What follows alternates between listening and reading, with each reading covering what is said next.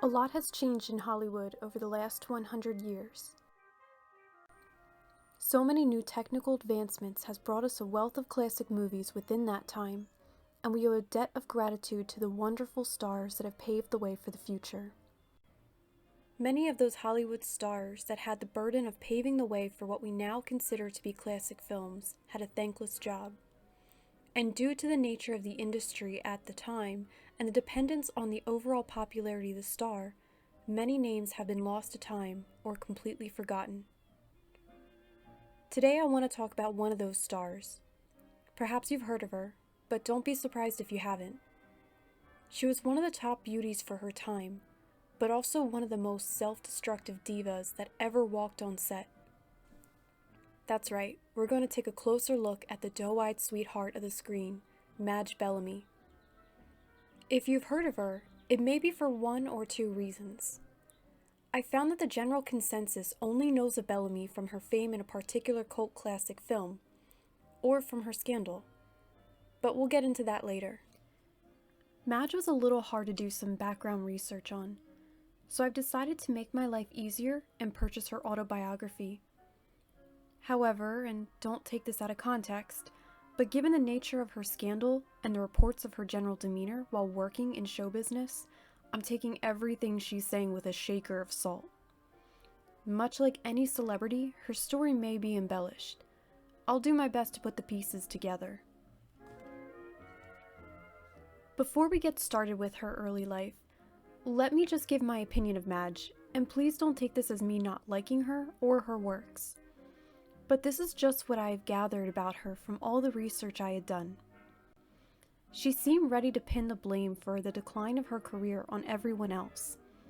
She would say that she was solely responsible with her fall from grace, but in the same breath would drag other people down with her, almost as if that absolved her from her errors and made her behavior acceptable.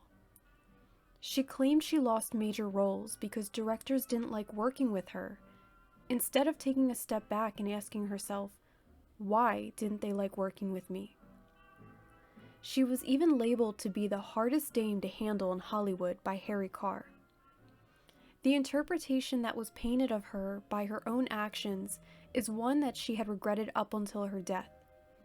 And although she was so quick to blame everyone for her inevitable downfall, we shall soon learn of her beginnings and see if her accusations were justifiable. Margaret Durden Philpott was born on June 30th, 1899 in Hillsborough, Texas. Or, that's a speculated birthplace listed online. However, Madge had said in 1926 that she was born in Hallsburg, Texas. It was her mother that was born in Hillsborough. She was the only child of a prominent English professor at Texas A&M University, William Philpott, and Annie Margaret Durden Philpott. Madge's father is still honored today as an incredible teacher and football coach. According to his daughter, she described him as a very gentle and well-spoken man. In fact, one may have even considered him a genius. He was always looking to invent the next big thing, but had always trusted the wrong people who would run away with his investment. He did, however, start numerous other ventures. According to Madge, he was the first real estate agent to transport prospective buyers by bus to the tract of land they were potentially buying and essentially giving them a tour along the way, as well as inventing and marketing a cabinet steam bath system for the home. Evidently, he had either invented or acquired a color motion picture camera and tried to sell it to Fox Company, but they declined as the price was too high. Take all of this however you please. A lot of this information is hard to back up.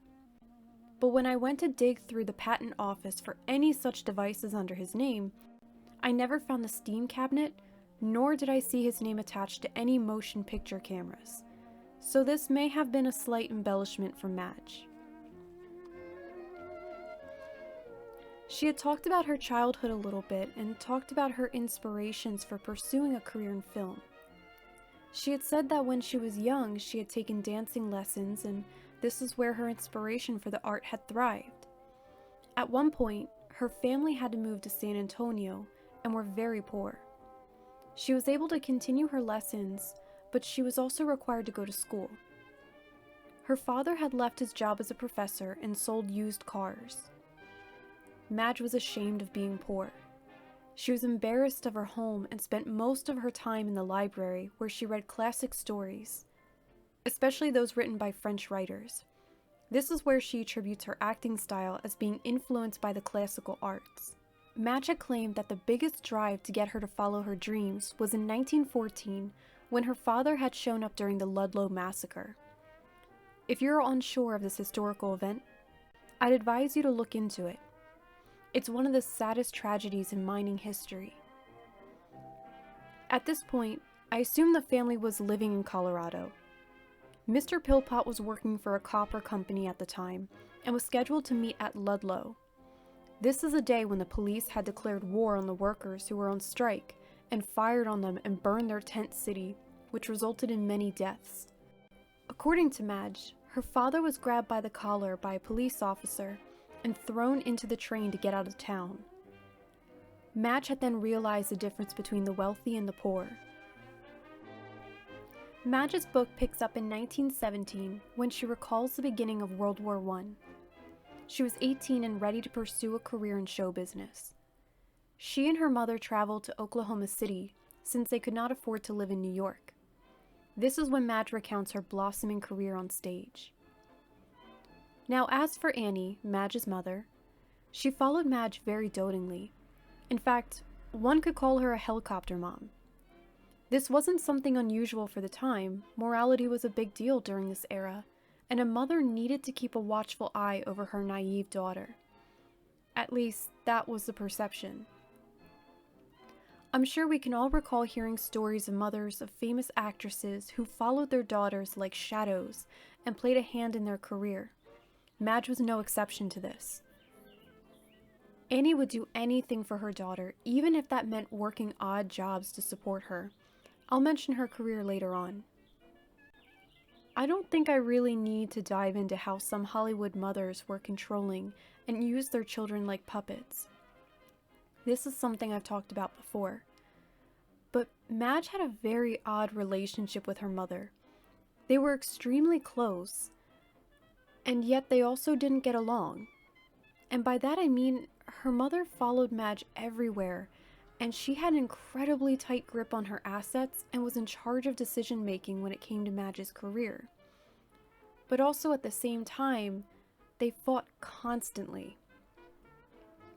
They moved all around the country, and Annie would always get a job to financially support her daughter's ambition. Madge starts off by talking about how her agent first sent her to do a show for an Elks Club, which was met with much success. From there, she was sent to work with a troupe that was called a tabloid show. She was one of 4 girls that would put on a short stage performance. The leader of the group would often end the show with naughty scenes and a comical effect. Madge did not seem to partake in this at first. In fact, in comparison, it seemed that her act was rather tame and was not well liked by the rough and rowdy men in the audience. She had also stated that she was so jealous of the other girls. They were blonde and beautiful, and men would line themselves outside their hotel doors every night, which hints that Madge was not as popular. This troupe went to Kansas, then back to Oklahoma City, where Madge and Annie left to join a larger tabloid show. The star of this show was a well-known comedian named Jim Barton, but this show was somewhat different. It was considered a burlesque show, and Annie, then 38 or 39, was hired as a chorus girl. Madge, meanwhile, was hired to do her infamous toe dance, which is what she was well known for. In fact, the company built Madge a staircase where she would run down it on her toes for her performance. Unlike the troupe before, she had much more of a warm reception from the audience. If Madge made a mistake or tripped and fell down the steps, which she admitted happened often, the audience would cheer her on rather than boo her off the stage. They traveled all over with their group of 50 chorus girls and several comedians. They even went all the way up to Canada. But this is where Madge learned the true nature of the business. I think it's self-explanatory that we can assume that most of the performers suffered with depression. Success in that industry was hard, and you were only as good as your looks. And when you have a group of 50 girls, at least, under one roof, there's bound to be trouble. Madge had recalled an incident where her mother got into a verbal argument with one of the other chorus girls, and another instance where Madge was sitting next to a girl who had an epileptic attack and had to be taken out of the show. No one from the troupe went to visit this girl in the hospital, nor would she be allowed to return, and Madge got a glimpse at how sad and lonely their lives really were. They had stayed in cheap hotels and did not amount to much recognition. Now, Madge does not go into specifics in terms of years. She tends to jump from one story to another without giving any credit to her age.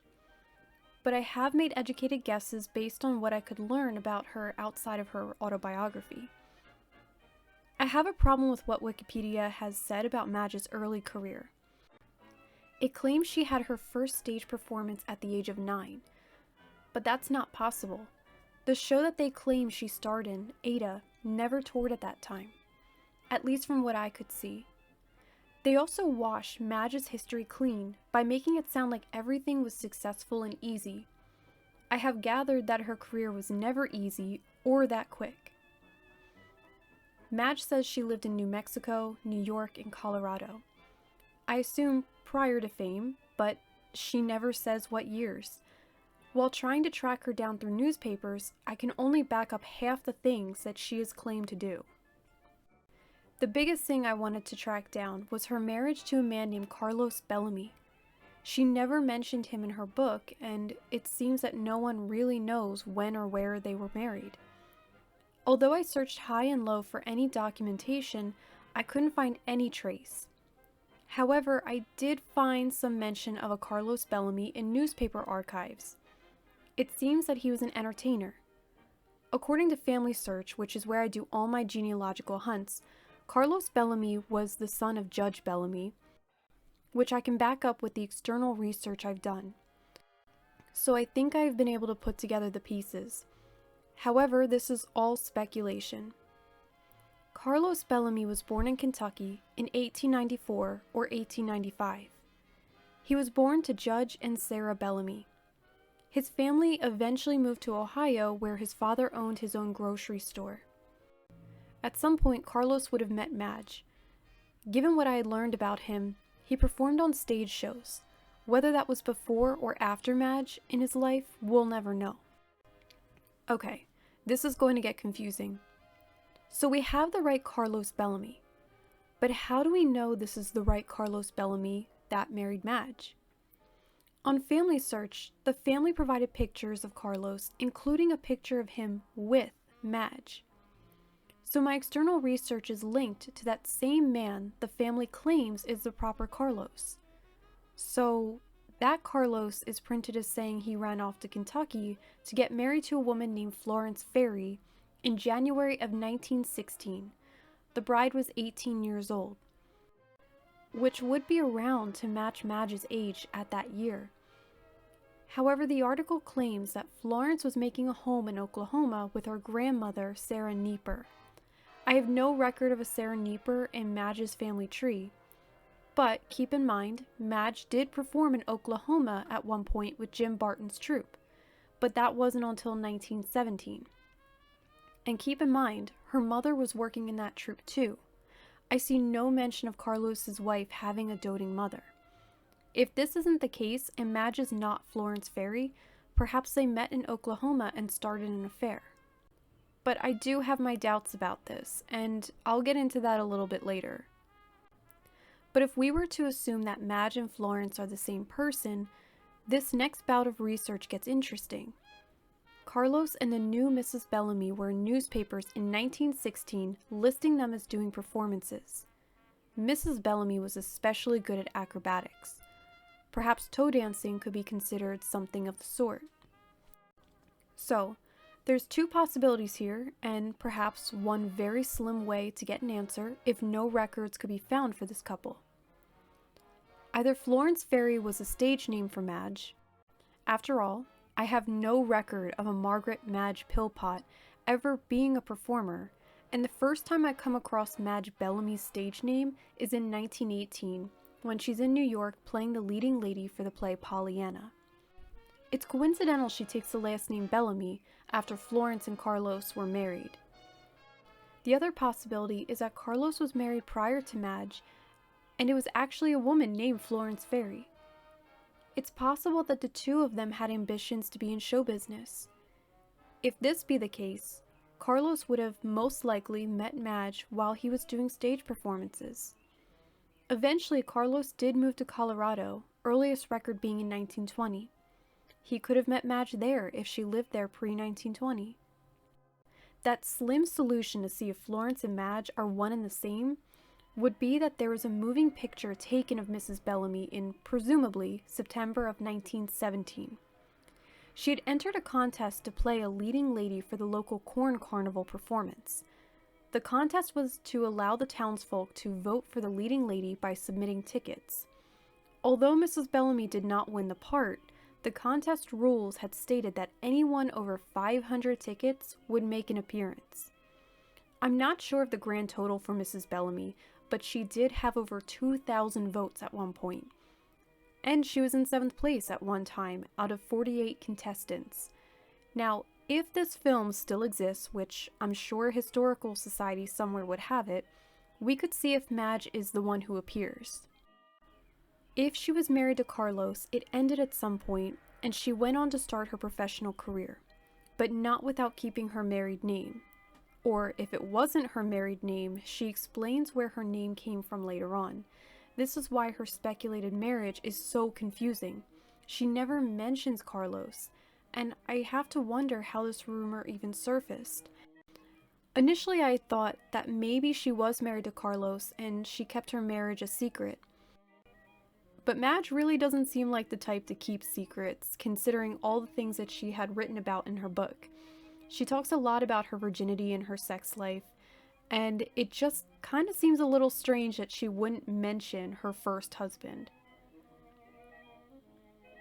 So I'm gonna say, take this however you will. Wikipedia says that Carlos Bellamy is her first husband. We can't back that up, and quite frankly, I don't know how to explain how she's in a picture with a man named Carlos Bellamy.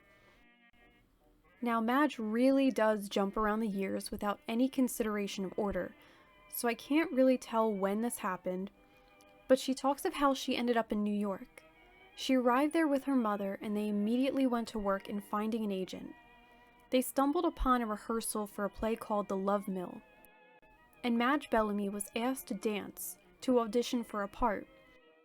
She was able to impress the producer, Andreas Dippel, and was accepted into the performance. The play started by the end of 1916. I don't know if Madge was a late contender to the show, or if she was there from the start.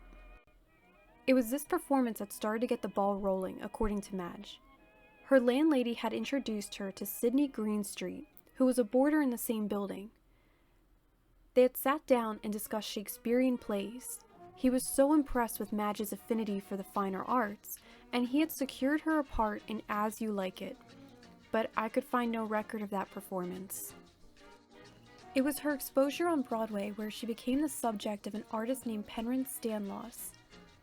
He had used her in several artworks, which many were notably submitted to the Saturday Evening Post. She had mentioned one specific picture, which I could not find, but did see several images where it looks like her likeness was used. She continued to meet famous names from her stage career, including Al Jolson, where she attended a party he had thrown to celebrate one of her play's success. It was at events like this where her beauty started to be recognized by notable names. Madge recalls a story where she was cornered in a private room by an extremely wealthy man named Count Rzecki, where he had asked if she were a virgin. Madge says that she ran away from him, but he sent her numerous gifts to try to persuade her to have a relationship with him. Her mother sent back all the gifts. But I could not back this up. The name she mentioned doesn't seem to exist, and I cannot find any record of him anywhere. After Madge had finished up her performance with a play that she did not specify, she was met backstage by a man named Daniel Frohman. Frohman owned 2 theaters in New York and was part owner of the famous Players Film Company. He had asked Madge to appear for the Actors Fund benefit. It was this man who influenced Madge into becoming an actress rather than a dancer, and Frohman had the right networking to help. He was also the one who had supposedly changed Madge's name to Madge Bellamy. But what's funny about this part of the story is that Frohman had given an option to Madge for her name. He said Madge should be used for the first name because it reminded him of his favorite actress, Madge Kendall. Keep in mind, Madge was known as Margaret at this time. He gave the option for Gwyn as the last name after the infamous actress and lover of Charles II, Nell Gwyn, or the last name Bellamy. The rationality was, literally, just because it sounded good. She had picked Madge Bellamy, but what I don't understand is that if she was a lover of the fine arts and history and was such an old soul, why wouldn't she pick Gwyn? It was a name after an influential woman, and if she's the type of girl I think she is, she would have been very sentimental for the academics, and Nell Gwyn would have been so suitable for her. So that's why I'm also suspicious of her stage name actually being her married last name. But I can't really assume what was going through her mind. I'm sure maybe she thought that Madge Bellamy just kind of rolled off the tongue a little bit easier too. I'm just saying it kind of sounds a little suspicious. Regardless, she was given an opportunity to play on stage and was recommended to play the lead in Pollyanna, which paid her $100 a week. But Madge didn't have any experience as a lead. Sure, she played on the stage before, but always a small role or just as a dancer. Pollyanna was her first real shot at stardom.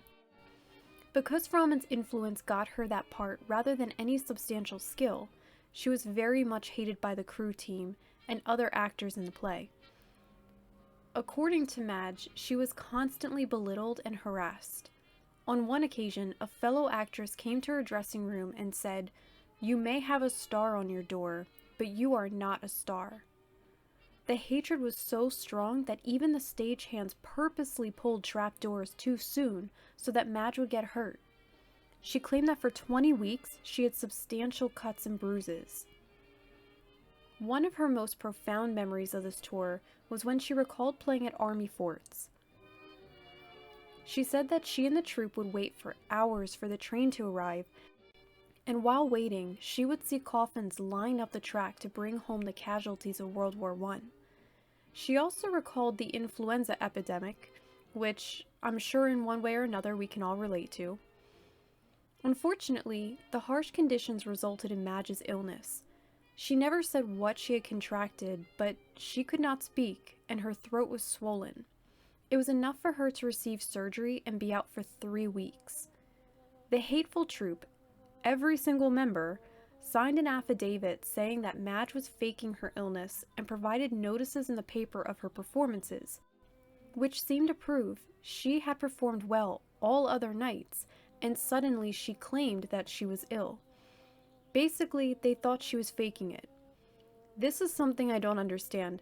I can't imagine every single person in this troupe hating you so much that they try to get you fired or hurt.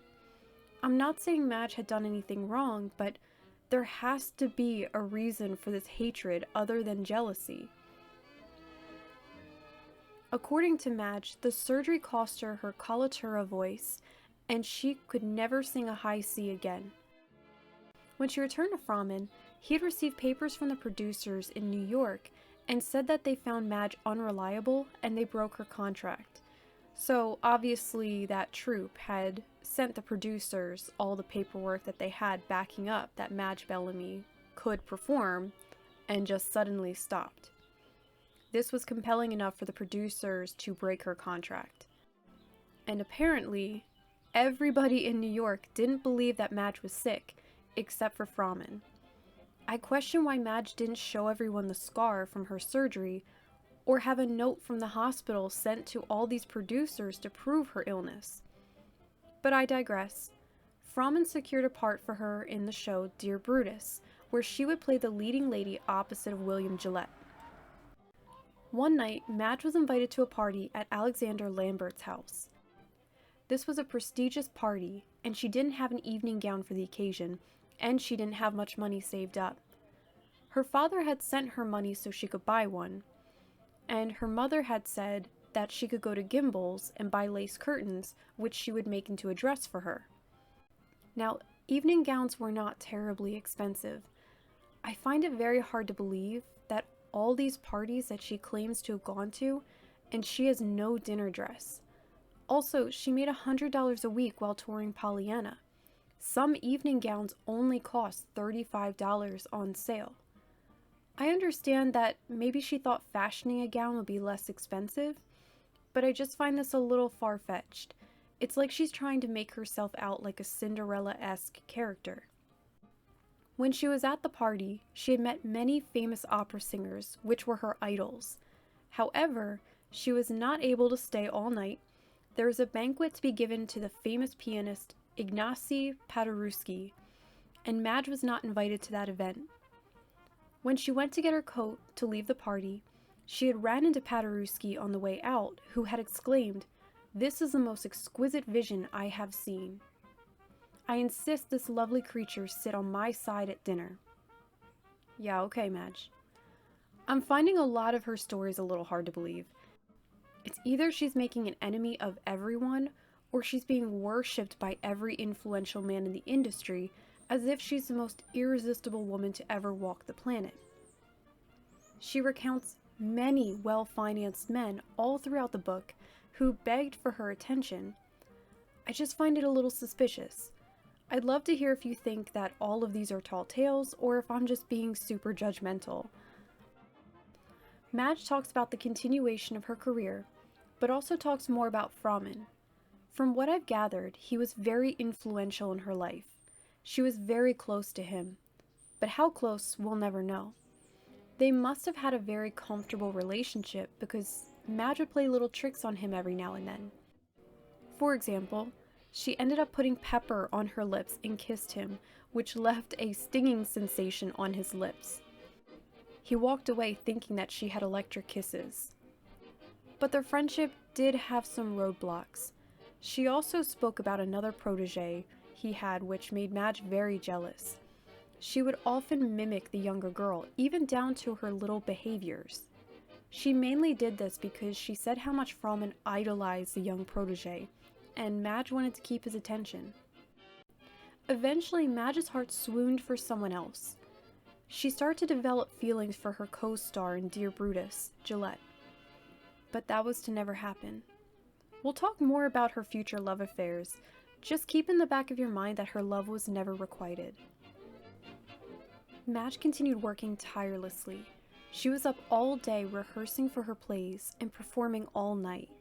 She recalled falling asleep at any point where she could find 5 minutes of peace. Her mother was still a strong presence in her life and would help her rehearse her lines or run errands for her. Eventually, Madge's stage career started to pick up, but like most people who opt for the stage, she had some plays fall through and others that would run their time out. There was a proposition for Madge to try her hand in Hollywood, and she was to take a screen test for Thomas H. Ince Studios. She was one of 12 selected to go to Hollywood, and that's when her career really began as how we know Madge Bellamy today. She recalls her arrival to Hollywood and being disappointed, saying that it wasn't how she expected it to be. The newspapers made it seem more grand than it really was, and it was too built up. But nevertheless, she was expected to be on set right away. On her first day at the movie studio, she was taken back into an office with the famous actor Douglas MacLean. However, their first meeting was one that offended Madge. She said that when he introduced himself to her, he said that she was his Christmas present to him. When she confusingly asked him to elaborate, he made a comment about her being too thin. Madge took this whole conversation as an insult and left, which prompted Thomas Ince himself to chase after her and beg her to stay. He also promised that Douglas would not ever work with her, which turned out to be a lie, as she starred in her first film with the studio called Passing Through, where McLean played the opposite role. This film unfortunately has been lost, which is such a shame. Madge had said that she was not supplied with a wardrobe for the film, so her mother had to make all of her outfits. I would have loved to have seen that. She was becoming a success, and her next couple films were very well received by the audience. But Madge wasn't too well liked around the studio. Many people were calling her antisocial because she would read books on her breaks and would never go out to meet her coworkers. Ince paid special attention to her habits and started calling her into his office to have lunch with him, thinking that she needed to socialize more. According to Madge, they struck up a good friendship where he started trusting her with big decisions, like naming future films. On one of these lunch breaks, he had tried to kiss her, to which Madge refused his advances and pushed him away. She said it didn't damage their professional relationship, but she was very insulted, especially since he was married and had a mistress. Now, another memory that Madge recalled is a very, very interesting one, and I have no doubt of this actually occurring. Sid Chaplin, Charlie Chaplin's brother, asked Madge to go to a party one evening. It was exclusively for Hollywood stars, and Charlie Chaplin gave a performance of his infamous balloon dance.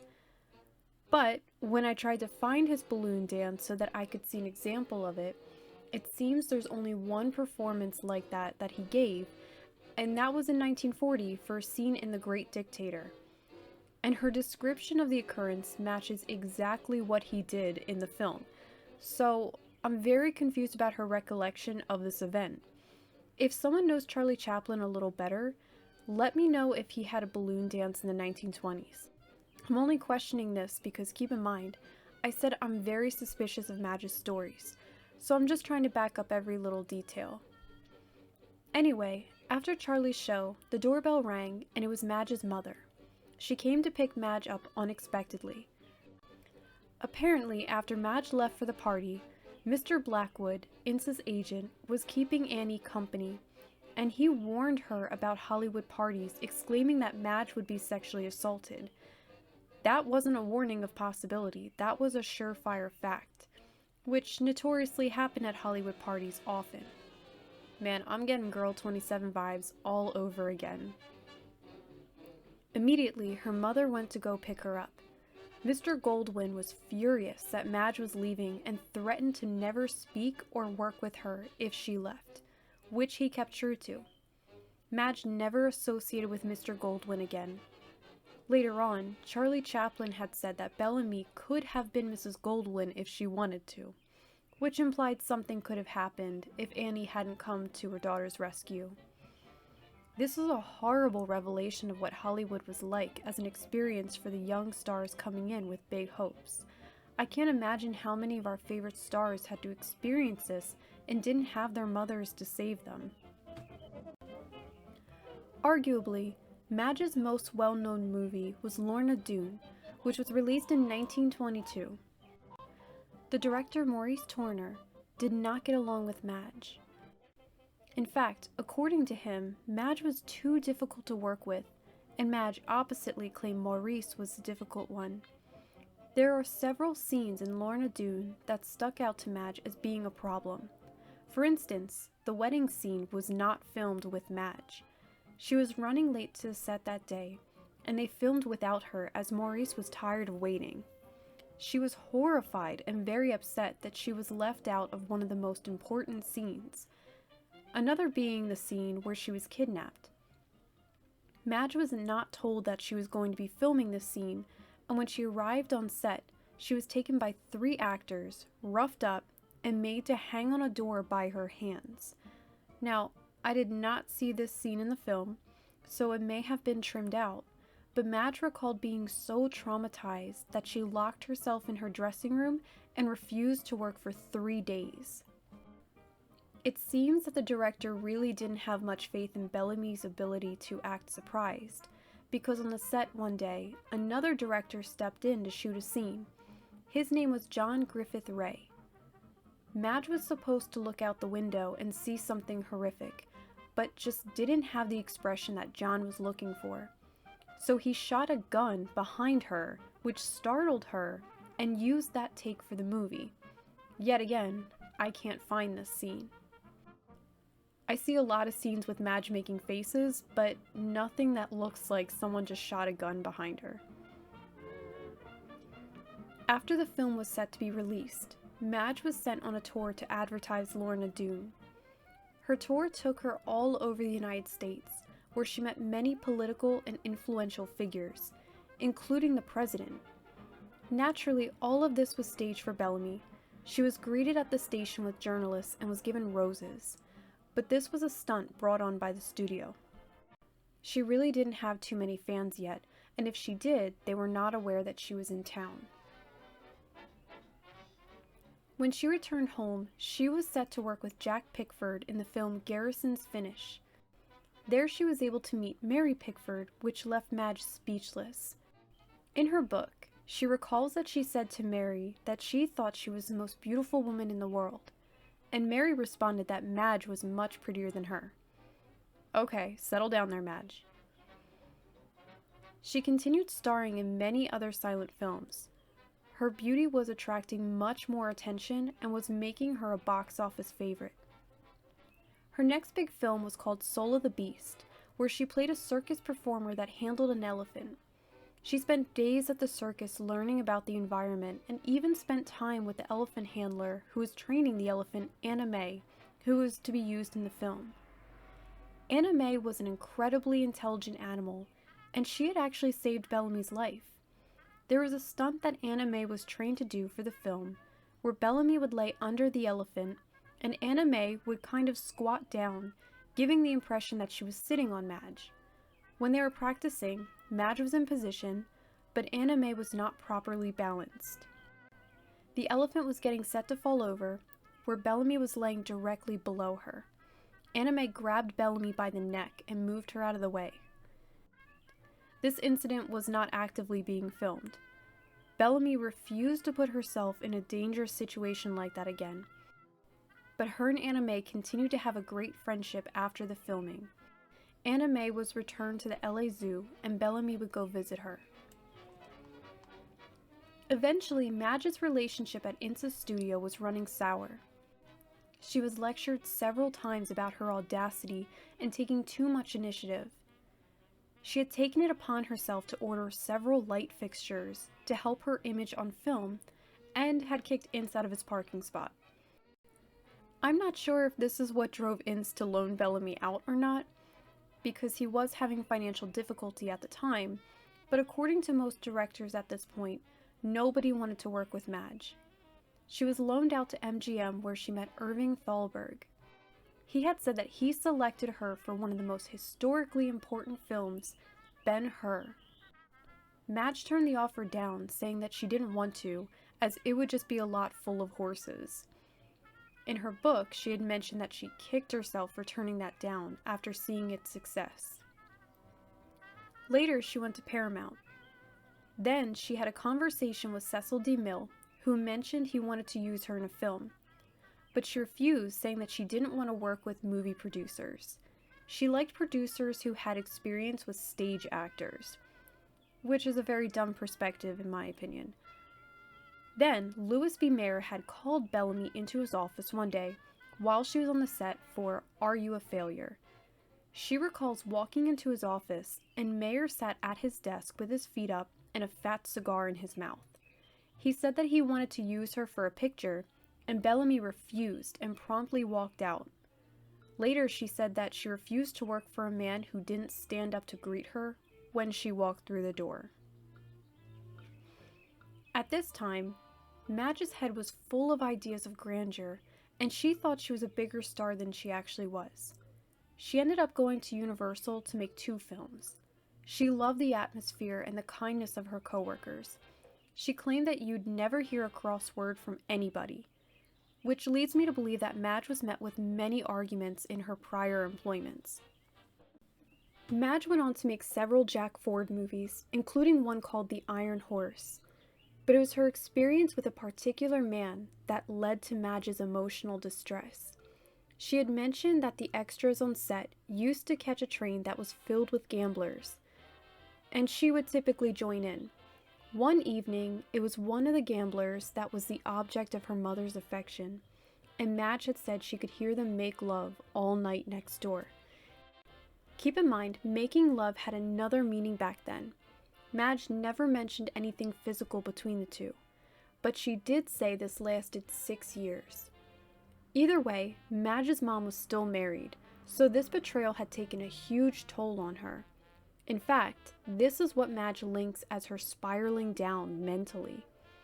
With that being said, Madge talked about a man who worked as a doctor on set.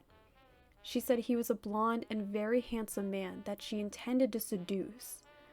This was a very strange scenario for me as I'm reading this. Madge never once talked about any man like that prior in her book, and up until now, I had this idea that she was trying to maintain a virginal image.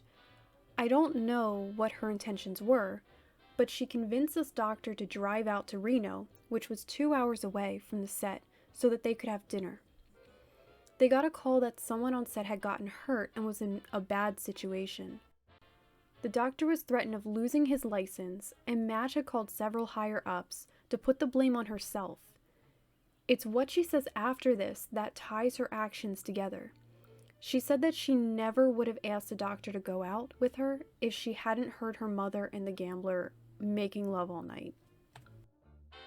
After the Iron Horse had finished production, and it was time to pack up and go home, Madge was approached by a strange man and asked how she liked being in the picture. She gave her honest opinion by saying she hated it.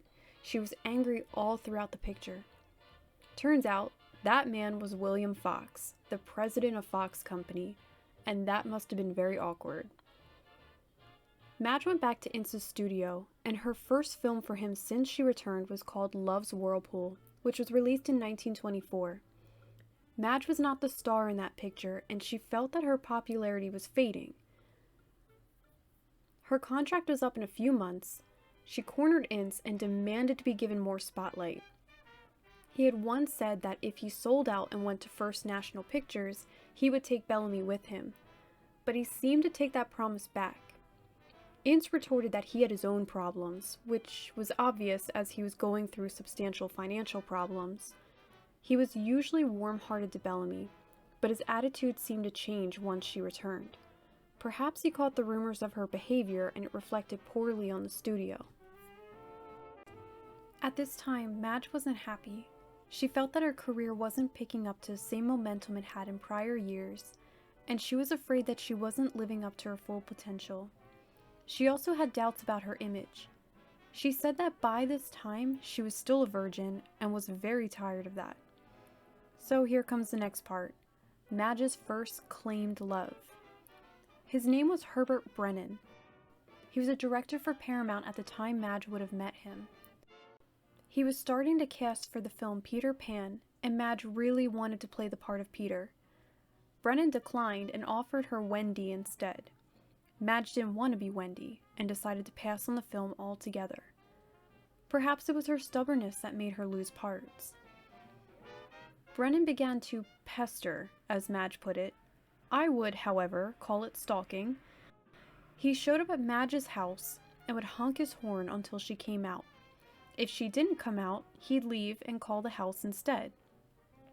Madge's father, who was now living with the family in Hollywood, would answer the phone and get into verbal fights with Brennan. Madge decided to get to the bottom of his intentions. She went to his house to inquire, but here's what makes me feel really sorry for Madge. She said that she was 22 years old, but I think she may have actually been 24. She felt that she was losing her chance to find love, so she decided to give in to his advancements. That was the whole point of going to his house. Like she said, and I quote, "I was ready to give my all." Not only that, but she decided that she loved him. Keyword, decided. I don't know if she really had feelings for him or not, but I'm pretty sure that's not how love works.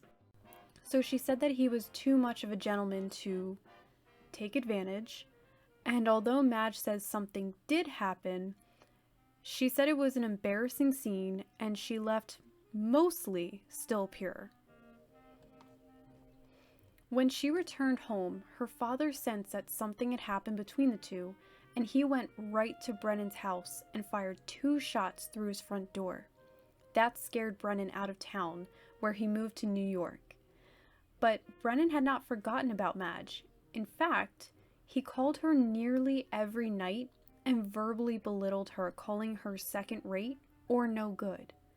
He also said that he hated her, and also threatened her and said that if she didn't come to see him in New York, he'd make things worse for her. So she did eventually go to New York to see him, albeit 3 years later. But that tells us this abuse carried on for years. While this was going on, Madge was signed to a new contract with Fox.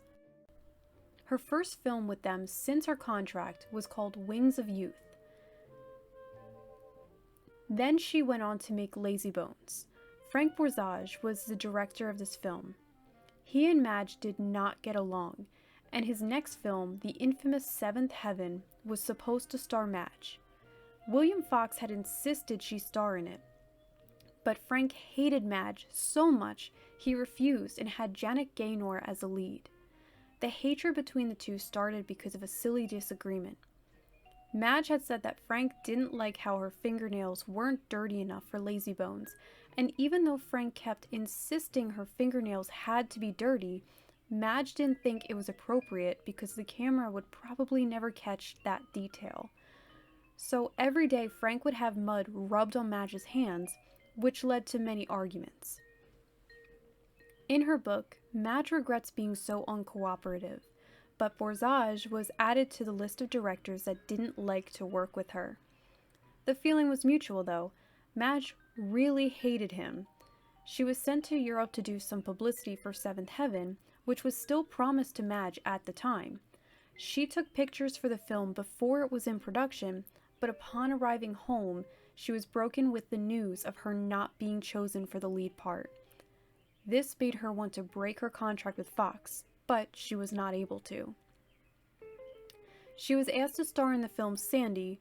It was an extremely popular book, which was about to be turned into a movie, and Madge needed to lose 12 pounds to get the part, and so she did. She played a promiscuous flapper. She was constantly the target of gossip columnists, and her beauty was always put to the test by means of a poll. Although she always seemed to make the top 5, Madge was very self-conscious. She says that she never thought she was pretty, but everyone else did. She wasn't vain, but she liked to make sure she looked nice. However, her fear was that since people thought she was pretty and well-dressed, that she was likely going to be taken advantage of. And typically she was. Madge had talked about a very dark moment in her life, the explicit time when she lost her virginity, by means of assault. And I have to admit, I feel very bad for Madge. Her virginity may have been something that bothered her, but she by no means deserved to have it taken like that. So here's the story. Madge was at a party at Ciro's. She had said she was sitting at a table, and this very, very attractive man sat next to her. He was a tailor. They hit it off, and he had asked her to marry him. I do question why this would be a request unless there was something going on between them.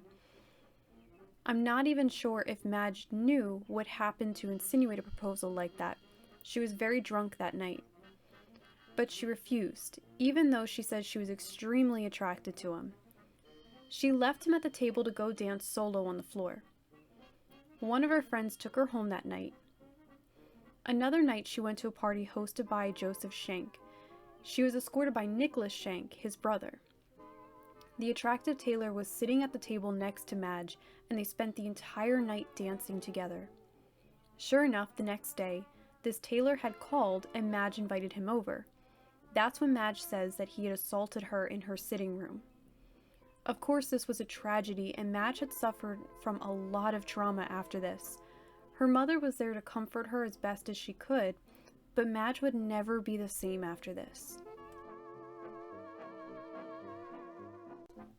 But as strange as it seemed, She stayed with this man. She said that she hated that he gave her such a cruel and terrible introduction to womanhood, that she had nothing but disdain towards him. But why did she stay with him? She says that she felt a bond with him as he was her first, but they were never friends. But they did spend time together. After seeing him again after the incident, she realized that he wasn't handsome and he was rather boring. He also had asked her for money on several occasions. And they did end up going their separate ways when he started to see another woman, a very promiscuous one who had a habit of seeing lots of men, if you know what I'm getting at. When Madge confronted him and he compared her body to the mistress's, which obviously is a huge insult, Madge ended up going off to see someone else. She often complained how she was chased after by so many men, but they never took her out anywhere. She just wanted to go dancing and have fun. While Madge was still under contract with Fox, she did meet Howard Hughes, who wanted to use her in a film. She made it very clear that she did not have an affair with him, but she did say that he became a very good friend and would often visit her. Later, her boss, Winfield Sheehan, had proclaimed his love for her. He was building a house in Beverly Hills and had exclaimed that he was building the house for her. Madge coolly responded that she was in love with someone else. That's right, the stalker, Herbert Brennan. She was still carrying the torch for him. But she did end up sleeping with Sheehan that night. It seemed Madge seemed to lose a lot of self-respect for her own integrity, and in a twisted way, she was desperate for affection, whether it be emotionally or sexually. Perhaps because she was brutally taken advantage of for her first time, she looked for empathy from men who hopelessly adored her. Eventually, Brennan had called Madge and asked if she'd like to star in a film with Paramount called The Telephone Girl. She was given permission and able to be loaned out and went right to New York. She was rather dramatic when talking about Brennan, saying that he was still her love. She also went into detail on their first sexual encounter. She had said that she only knew brutal and unemotional intimacy, but she expected passionate and loving care from Brennan. She actually recalled the details of the night and said that she felt nothing and was so disappointed she never slept with him again. In fact, they fell apart romantically. When she was on set, she and Brennan fought often, and she was conflicted that she was inexperienced in the bedroom and with love. So with her questioning everything she thought she dreamed passionately of, she was suffering as this distraction was taking a toll on her professionalism. And to make it clear, I'm not talking about her experience on intimacy as a way to embarrass her, but rather a way to understand her. At this point, she seems to prioritize it in her book, so I question how important it was at that time. Maybe this is the reason she feels that her career stumbled. Hollywood's demand for storylines was changing. Madge was being cast in films that were comedies, which she didn't necessarily like to do. Not only was she playing with genres that she didn't feel comfortable starring in, but she was being labeled as a Pickford, Swanson, Gish, and Normand knockoff. Her name was not as big as theirs, and she felt that the comedies were to blame. But she also kind of rolled with it. In fact, she embraced it. She wanted to try her hand with something new, so she started writing her own screenplays, one of which was called The Red Dancer. She showed it to Sol Wurtzer, who was her boss at the time, and he said the story was too serious to be a comedy. Instead, he went behind her back and produced it as a melodrama in 1928, starring Dolores Del Rio, and never gave credit to it being written by Madge. Madge over time gave into a lot of behaviors that she deemed immoral. She recalled drinking in private and even enjoying bootleg alcohol, which she smuggled in with bottles of eyewash. Her nerves were at an all-time high, and she wished to seek psychiatric help. She was going to wild parties at the time, and she recounted many odd occurrences about how crazy the parties would get. In regards to her growing stress, It certainly did not help that she was receiving pressure to get married. She often had the usual unrequited marriage proposals, but her family was trying to get her to settle down. She recalled having many incidents with drab men embarrassing her to win her affection, and even having a stalking incident with a man who was obsessed with her beauty and also threatened to kill her parents. One time her grandparents had come to visit her. I assume her mother's parents. Her grandfather was a Civil War veteran who was outrageously old-fashioned. Madge said that her grandmother was a strong woman. She used to tell stories of her childhood, one being where her town was attacked by Native Americans, and while the men were away, presumably during the Civil War, she would have to hide in the basement with other women. The African American men who stayed behind in town would fend off the Native Americans, which resulted in the survival of the women. I really would love to know more about this story, honestly. But Madge says her grandmother came crying into her room one night, begging Madge to get married. She assumed that Madge was living immorally and wanted to rectify her sins. Apparently, according to Madge, her grandmother said, and I quote, "You must get married or you'll get tuberculosis." At this time, that someone else she was seeing after breaking up with the pervert Taylor was a man named Logan Metcalf. He was Madge's stockbroker. They went and attended parties and would often spend time together. For several months, they would go out dancing almost every night, and Logan eventually proposed, which Madge refused. That pressure to get married was building up, and Logan's mother was even asking why Madge wouldn't consider her son. One night, Logan took Madge home at 3 a.m., as usual, and her parents met them both at the door. Annie was crying, asking why Madge wouldn't marry him, and her father had said, "Of course she won't marry him," and kicked Logan out of the house. Madge turned to Logan and said, "Let's get married." At this point, Madge was 29 years old, and she was tired of being bossed around by her parents. They had the intentions of going to Mexico to get married, but Madge had an odd request. She said that she wanted to go to the Ulysses S. Grant Hotel in San Diego. She wanted to spend the night with her potential husband first. When Logan couldn't perform, Madge took this as a sign of respect and proceeded with the wedding. Personally, I don't know if that's what I'd get out of it, but Madge was happy. When they returned to Hollywood, Madge learned her parents had packed their things and left without telling her where they went. She had to hire a detective to find them. They obviously did not want to be found. I'm not sure if they were upset over the marriage or if they wanted to give the newlyweds their space.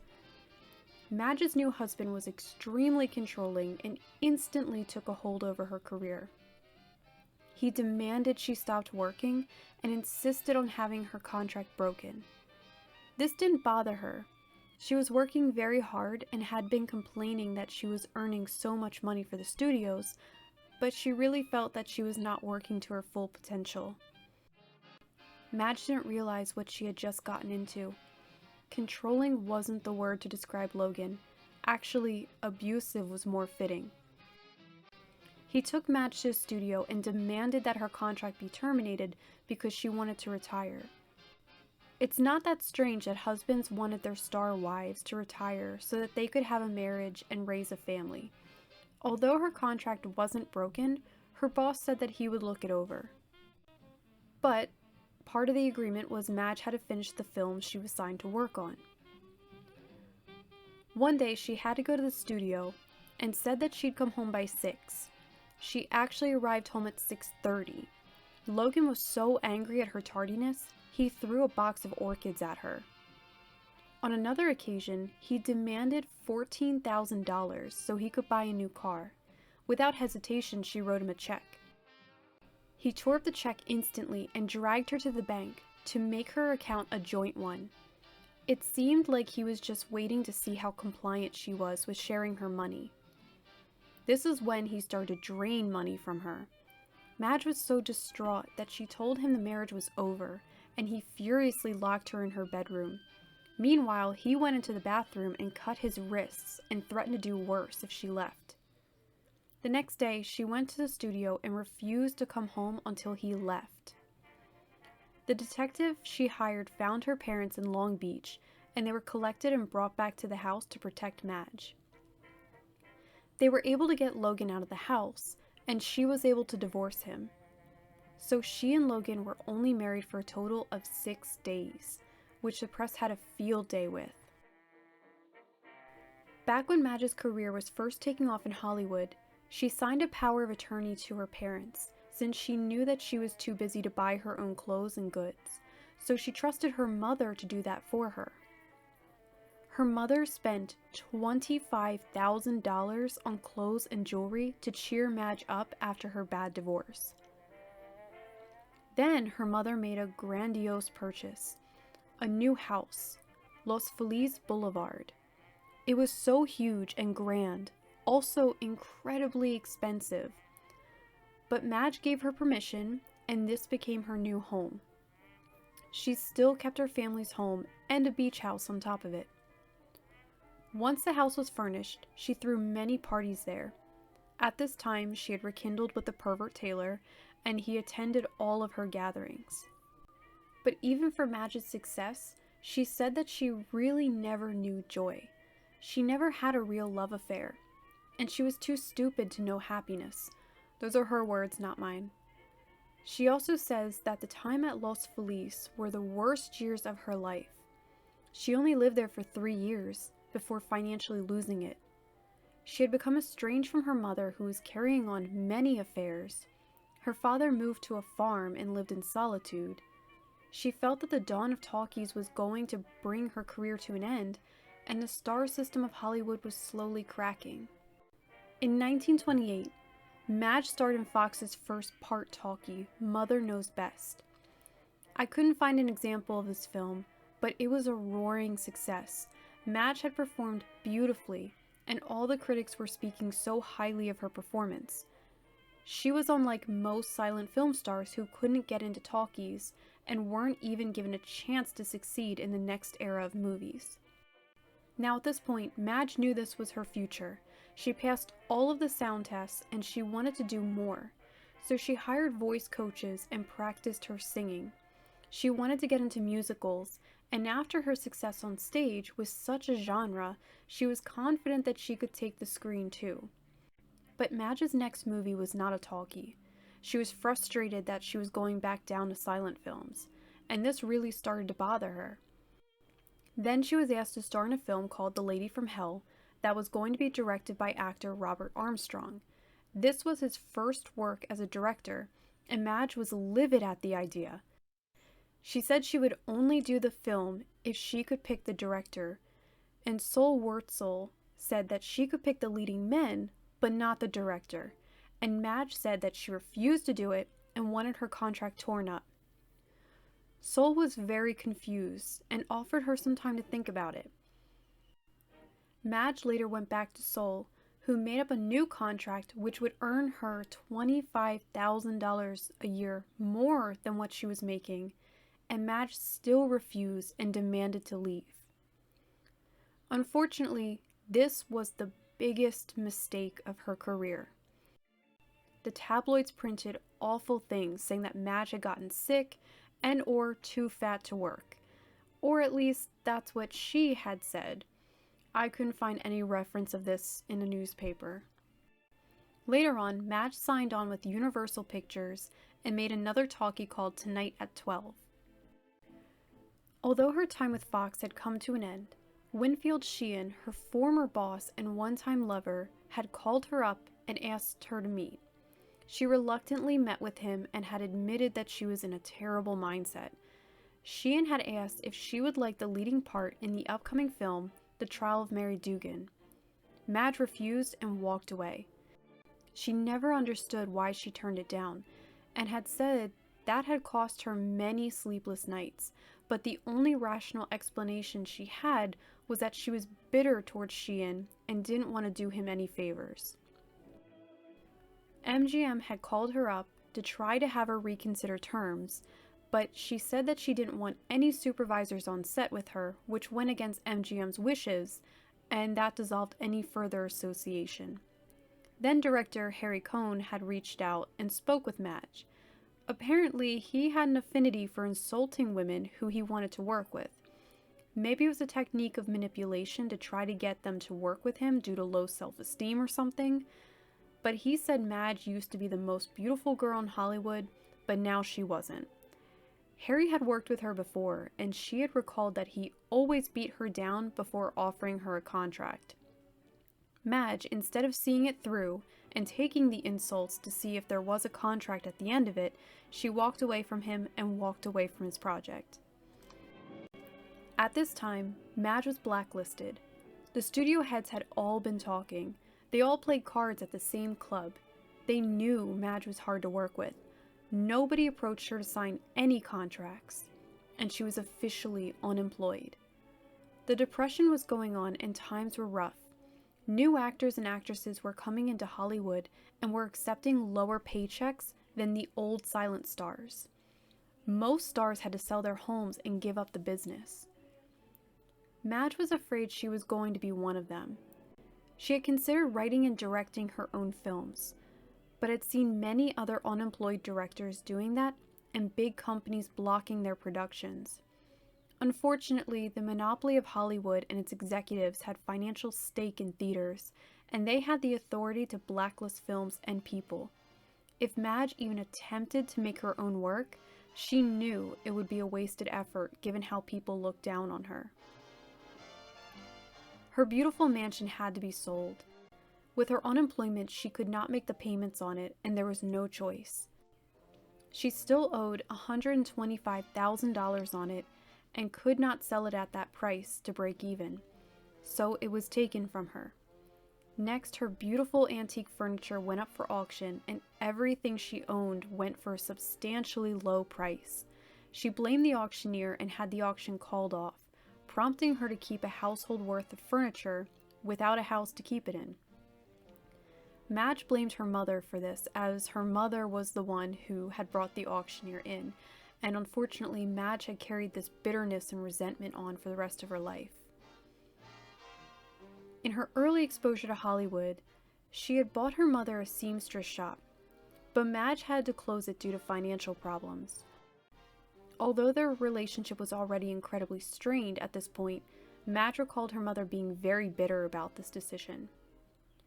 They ended up moving into the beach house and living there for an extended amount of time.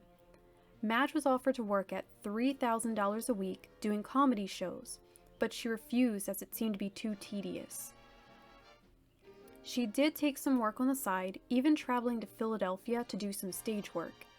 There she was asked by Gimbels to be the speaking voice for advertising, but Madge considered this beneath her and refused. Another opportunity presented itself in Chicago, a chance to perform over the radio. She was elated at the opportunity and was ready to give this new media a try. But it's important to understand that Madge had suffered from a deep depression at this time. She had known such splendor from her career, only to be reduced to scraping the bottom for work. On the first night of her radio debut, she ended up passing out after drinking a bottle of perfume and completely missed the broadcast. She was so beside herself, she went out to the fire escape and contemplated jumping. Her life was hitting a continuous bout of bad luck. She called it a Cinderella story in reverse. Because she had overslept, she was called into the radio office and was terminated from her contract. She had said if only she laughingly said that she fell asleep and it was an accident, she may have been spared. But she couldn't muster a word in the office to defend herself. This seems like a symptom of deep depression, where she doesn't have the ambition to defend herself or have the courage to muster up words. Upon arriving back to her hotel, she met Sidney Spiegel, a member of the famous Spiegel catalog family. He told her how much he adored her and thought she was the most beautiful actress. She ended up sleeping with him that night. When Madge returned to Hollywood, she was asked to play the leading part in White Zombie. Now this may be where you've heard of Madge before. This is a cult classic film, and is constantly played, even to this day.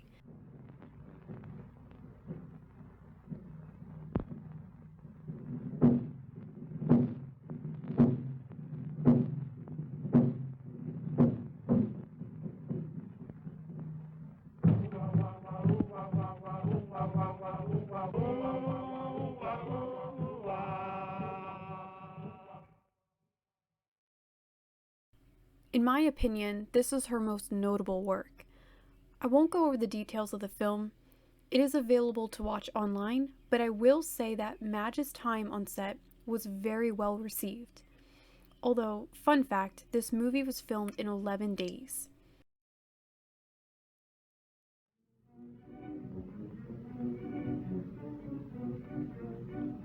What do you see in the glass?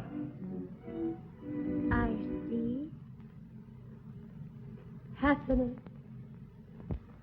I see love. Far more than you deserve.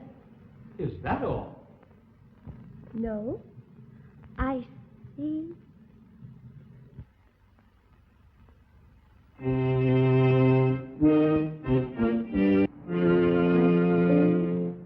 What is it?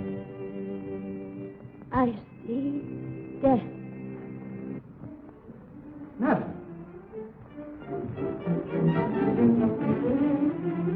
Madeline, what's wrong?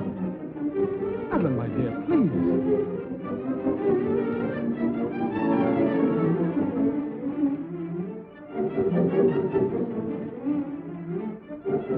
Oh, no. Madeline! Madeline! Can't we do something? Please. Madeline!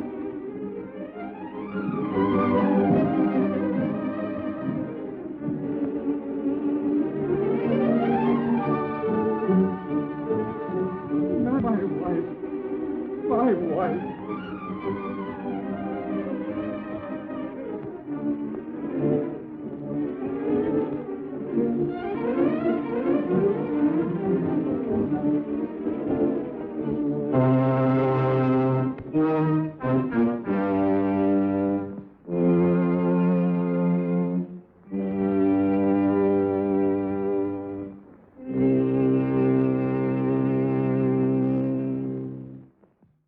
While this production was filming, Sidney Spiegel had showed up to Hollywood to declare his love for Bellamy and wanting to marry her.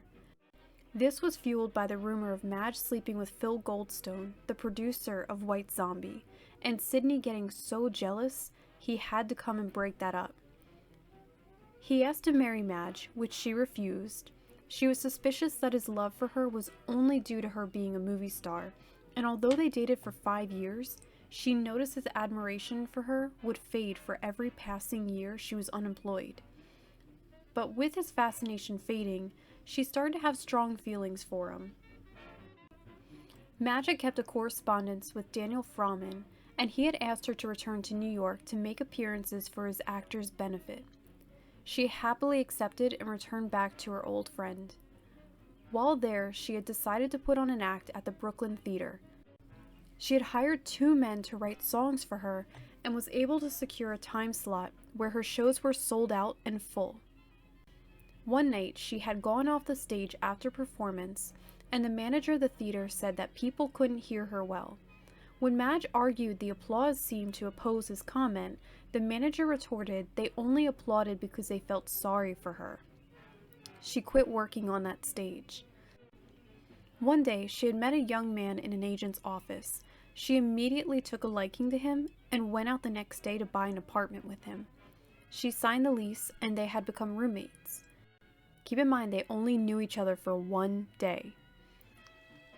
But while sleeping together one night, he woke up and questioned if she actually liked him and crawled off to another room. She left the next morning and never returned, but continued to pay for the apartment. Later, she met up with Sol Wurtzel, who was in New York on business. She had asked to meet up with him after a long conversation, and he decided to re-sign her up for her contract. She moved back to Hollywood and went back to Fox Pictures. Now times were different. Gone was the aesthetic of the doe-eyed, baby-faced girl, and in came the seductive and feminine woman. The photographers at Fox still tried to paint Bellamy as a young girl in her promotional pictures, but she argued that she wanted to look like a woman. So here came a new era of Bellamy's style. Sheehan still was partly at Fox and still had issues with Madge. He made sure she didn't get leading parts. According to Madge, that was a career killer when you weren't considered for leading opportunities after being a top star. Overall, Madge was not treated with respect. She was practically an extra now, and according to the hierarchy of Hollywood, extras never associated with the real stars. She was teased and laughed at often on set. The new faces made fun of her, and she took this to heart. One time on set, there were chairs lined up for stars with their character's name on it. Madge didn't have a chair, but sat in one anyway. She was approached by a man and told she had to get out of that chair. She knew she wasn't a star anymore. Another time, Madge was singing in her dressing room and was complimented on her singing voice, which prompted her to have a record made. She went out to a restaurant and conveniently had the record with her. The proprietor had seen the record and asked to play it for the restaurant. When he did, the whole place started laughing at her. She never recorded her music again. Bellamy knew she was going out of style, and she knew her career had died due to her uncooperation. She was asked to take part in another film, and she refused due to her part being too small. The director kicked her out of his office. She went to the head of Fox and explained the situation. Even though he passively said that he would try to do something about it, Madge knew it was time to retire, and that was the moment her career in film officially ended. She went about her life, spending little time on stage to get by. She still received money from the film company from the termination of her contract, but she became an aimless person. She spent much time dating millionaires and having one-night stands. She recalls that the reason for her behavior was because she wanted to spite her mother and get attention from her father. Now for the other reason you may have heard of Madge, if not for her career, but the scandal that she had caused.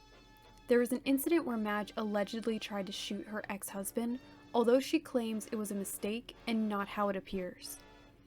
The ex-husband was a man named Stanwood Murphy, and he claims that he and Madge were never married. So let's get into this story.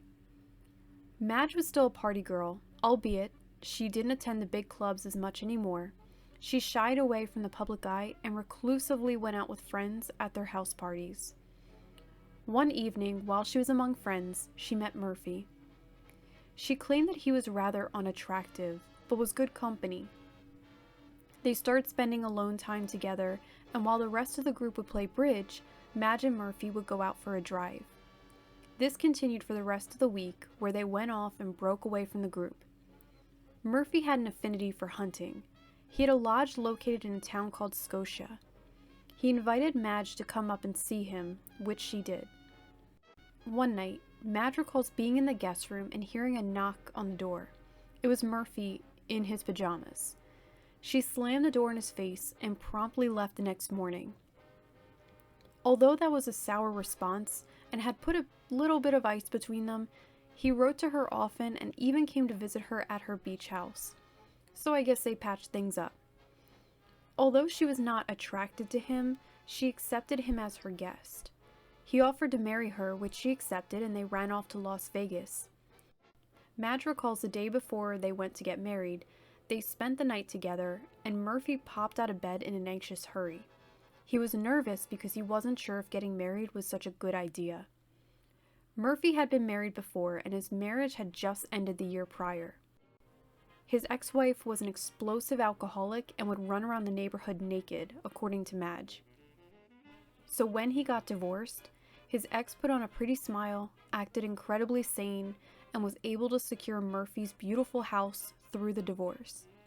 He was afraid that if she heard of his new marriage, she would spread rumors and cause problems.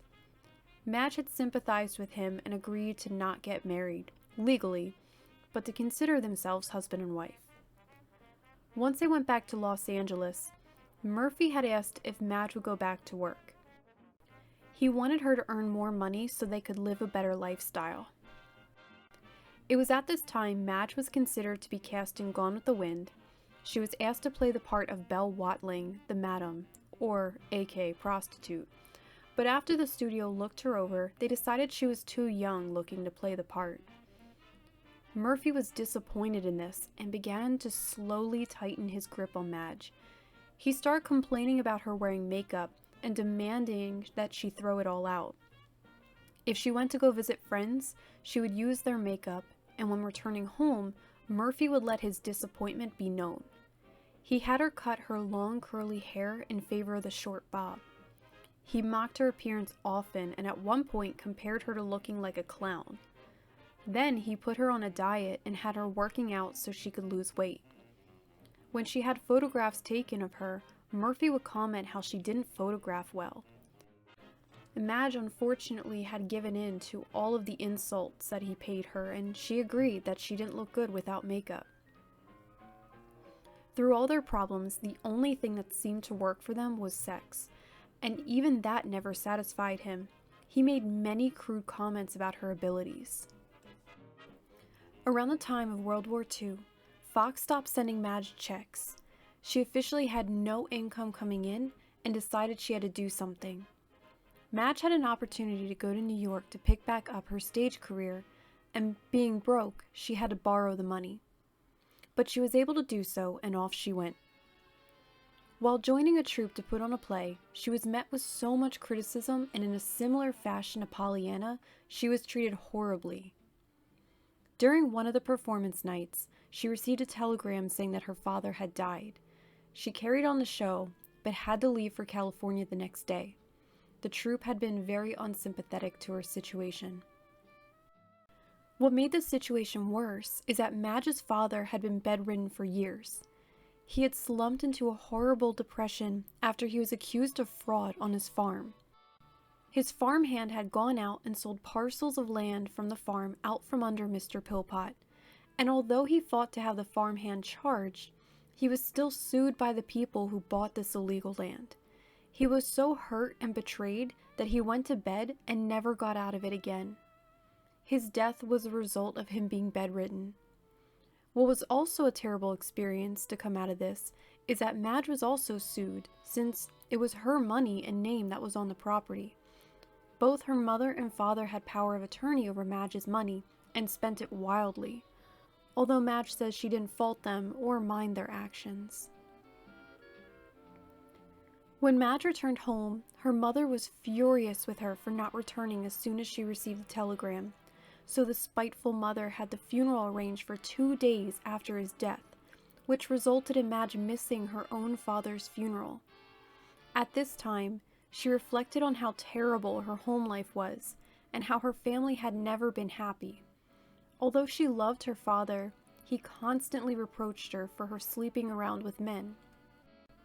On his deathbed, he wanted to make amends, and Annie cruelly told Madge how her father kept begging for her. This was a manipulative tactic, as Annie did not like when her daughter left town. After her father's death, they had no money. His farm did bring in small change, but with Madge leaving New York, she had no income. His lawyer wrote the family saying there was nothing of value being left to them, and when Madge and her mother tried to sue the lawyer, they lost twice. They eventually found a trunk in the barn that had very little money in it, and that got them by. Madge pawned her diamond jewelry for $5,000 to make ends meet. She took a job for a play called Holiday Lady that was very risque. It was about a woman turning to a brothel to make money. Her mother was so disappointed in her for taking part in such a grotesque play that Madge angrily retorted that she was done trying to make them money. Murphy had called Madge to meet him in Hollywood, which she obliged. She was in a hotel with him when he nervously exclaimed that he didn't want to get married. Madge reassured him she wasn't pressing him into it. He continued to say that the farmhouse wasn't big, and he kept repeating that he didn't want to get married. As it turned out, Murphy wasn't interested in Madge anymore because she didn't have any more money. She was poor. They parted ways with Murphy giving her the cold shoulder. And in typical Madge Bellamy style, that's when she decided she was in love with him. She sent him poems and songs and all sorts of gifts to convince him to come back. He then phoned her and said, "I'm in love with someone else, and we're going to get married." Bellamy went into a fit of rage and was almost inconsolable. She packed her things and went to his office in San Francisco. When she found he wasn't there, she found out where he was staying and showed up on his doorstep. Early in the morning, she knocked on Murphy's door and stood on the doorstep waiting. He answered the door, stared at her, picked up the newspaper laying between them, and slammed the door in her face. This triggered such a rage in her. She began stalking him, showing up at his old apartment where he wasn't currently living, and would just sit there and stare into his windows. Even though the apartment was currently vacant, she found peace in just sitting there. To make a little bit of money, she worked at a Bank of America to sort checks. She gave herself the name Jean and was working alongside 25 other girls. She said she was like an alien and never associated with the other women, and for this, they hated her. They often gave her prank gifts and would gossip about her. But Madge said she was in another headspace. One day, she read in the newspaper that Murphy had married in New York and was returning home with his new wife, June Dibble Almy. Madge spiraled into a deeper rage and went to his office to demand the fur coat he promised her years ago. When she learned he had not returned to work, she went by his apartment to find white flowers sitting in the window, meaning he was home and brought his new wife. This is when Bellamy buys a gun and carries it around with the intention of scaring Murphy. Her justification was to pay back all the grief he had caused her. She even scouted around his apartment and set up little traps. Even still, she continued to stalk the house and peep into the windows at night.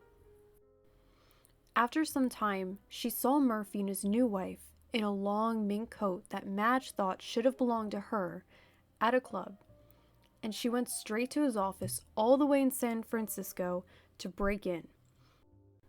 When she couldn't break in, she checked herself into a hotel and called Murphy to meet her.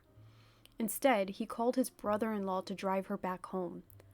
Madge repeated that she would jump off a building if he didn't agree to meet with her. She was so desperate, and the poor brother-in-law went on about how bad Murphy's life is and mentioned his trauma with his ex. This is when the idea occurred to her to reach out to Murphy's ex-wife, the crazy one. She went to go visit her, where she told her of Murphy's deceit. The ex, in a gloomy disposition, had cried about it, and they both ended up bonding over his marriage to the new woman. Sometime after this, Madge decided to confront Murphy at the club he frequented. Taking the gun with her, she claimed she didn't know it was loaded. She found his car and waited for him. Once he returned to his car, she popped out and pulled the trigger. She hit the windshield, which made a loud noise. Murphy ducked down, and Madge was grabbed from behind and threatened to kill them. She was held down until the police came, and Madge claimed the gun was a toy, and she only wanted to scare him. She was immediately taken to prison.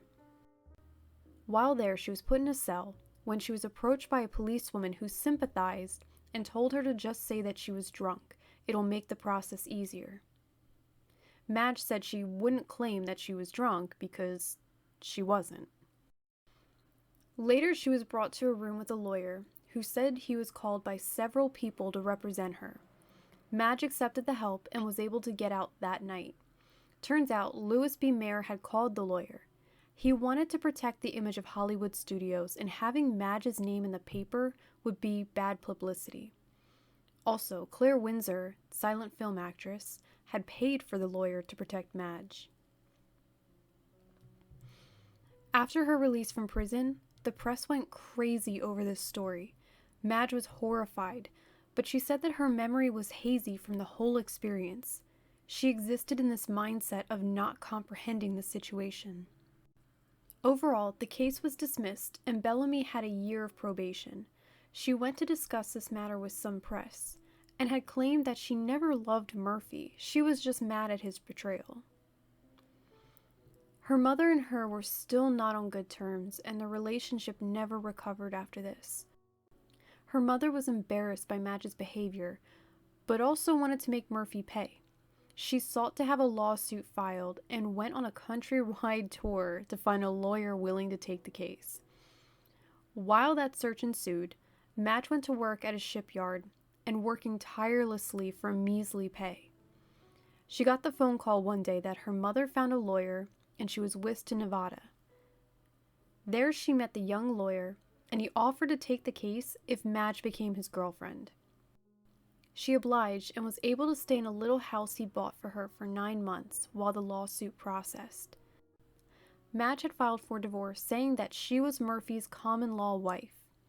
The judge found that the two were not legally married, but had Murphy pay Madge $100,000. The lawyer had taken 50%, and with that money, they invested in apartment buildings together.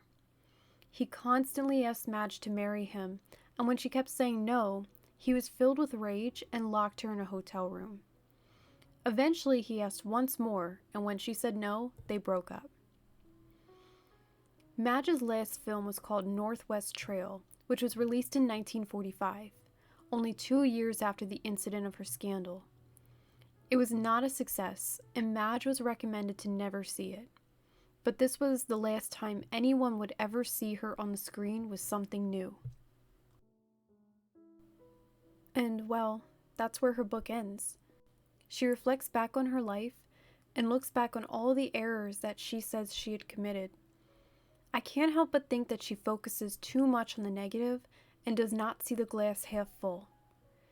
It seems when there was such a great accomplishment, it was garnished with something bad, almost to lower the taste of her victory and make it almost unworthy. But when she does talk about the issues she had to deal with, she pins a lot of the blame on other people, as if things were not her fault. Now, I'm not blaming her for her own bad luck, but it would have been nice to hear an explanation of, it had to be this way, rather than, I was forced to make this decision. It came off like she was always the victim. Sure, in some cases that could be said, but a victim is someone put in a situation they can't control. She had full control the whole time. That just made her a martyr, but her cause wasn't even a compelling victory to fight for. In the last paragraph, she talks about if she had lived her life over again, she'd wish for different parents. Her father had too much of a black and white state of mind and made it harder for Madge to get his approval. And her mother was too beautiful. Madge felt that she was in constant competition with her. Overall, her real story ended on January 24th, 1990, when Madge passed away from heart failure at the age of 90. She had never remarried or had children of her own. She lived in solitude. I know that I may come off a little harsh on Madge, but truth is, I do admire her. I may not do things the way she did if I was given the same opportunities, but I am happy that she is a part of film history. I think there's a lot to be taken away from her story, and that's to seek your own happiness. Madge never understood joy because she was never given an opportunity to define it. She was handed the definition from other people, and that didn't suit her. She was thrown into the clutches of Hollywood and was subjected to too many expectations that she couldn't even get from herself. She lived in the shadow of her parents, and their pressure kept her locked in such a tight cage she didn't even know who she was, because everything she wanted to be was outside of that cage. The men who were with her completely consumed and took advantage of her. I'm sad she never knew real love, and I'm sad that she never had the chance to know how it felt to be loved. I do think she had given her stories a little embellishment, but it was just harmless storytelling. She may have been Hollywood's most notorious diva, but within good reason. She knew who she was and what she was worth. It's just a shame Hollywood didn't see it too.